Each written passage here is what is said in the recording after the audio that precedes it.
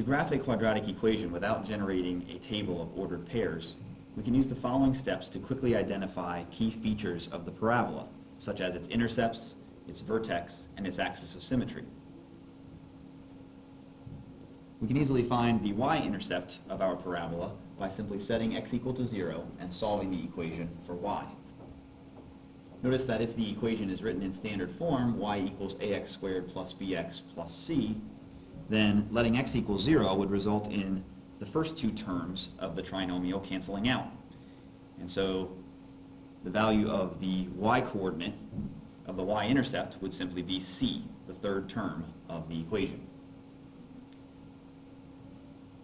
We can also find the x-intercepts by setting y equal to 0 and solving the equation for x. This requires solving the quadratic equation 0 equals ax squared plus bx plus c. Sometimes that equation could be easily solved through a method such as factoring. At other times we might need to use the quadratic formula to identify the x-coordinates of the x-intercepts. Note that because a quadratic equation can have 0, 1, or 2 solutions, a parabola can also have 0, 1, or 2 x-intercepts. Next, we can find and plot the vertex and sketch the axis of symmetry. To find the axis of symmetry of the parabola, we use the formula x equals negative b over 2a. This formula works because the axis of symmetry must be located exactly midway between the two x-intercepts of the parabola, which are given by the quadratic formula. Then we can find the vertex by obtaining the x-coordinate from the axis of symmetry and substituting that value back into the original equation to find the y-coordinate of the vertex.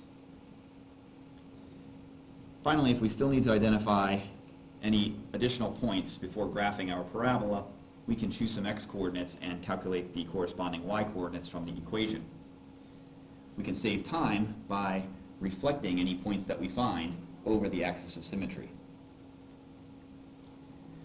One final important note is that if the coefficient of x squared, a, is greater than 0, then the parabola opens upward, while if a is less than 0, the parabola opens downward. Before we graph some quadratic equations by hand, let's look at some examples of situations that can arise during this process using the picture shown on this slide. Our first equation is y equals x squared plus 2x minus 3. Notice that the y-intercept is at the point 0, negative 3. And also notice that this parabola opens upward because the value of a, which is 1, is a positive number. Notice also that this parabola has two x-intercepts.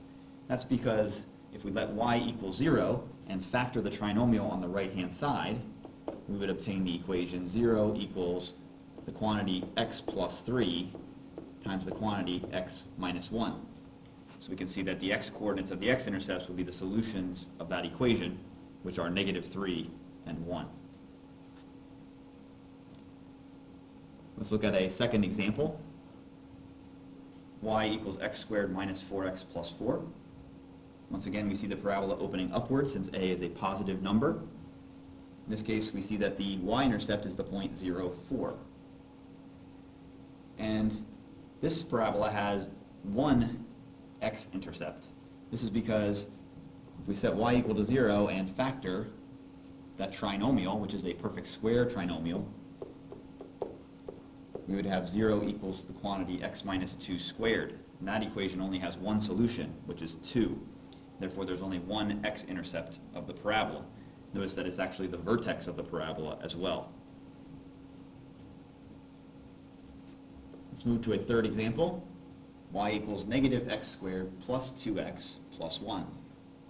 First of all, note that in this case, a equals negative 1, so we see the parabola opening downward. In addition, we can see that the two x-intercepts are not whole numbers.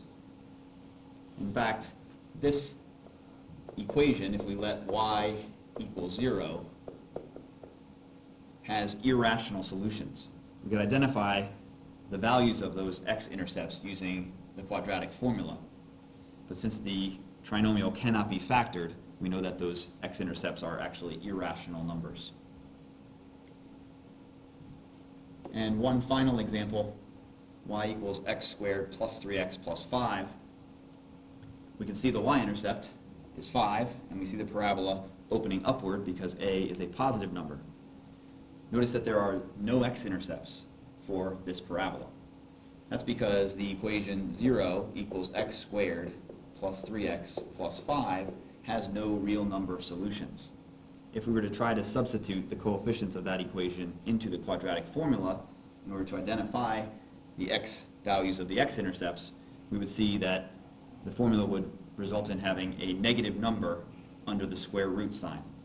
This indicates that the solutions of the equation are imaginary numbers, and if the solutions are imaginary numbers, then the parabola has no x-intercepts.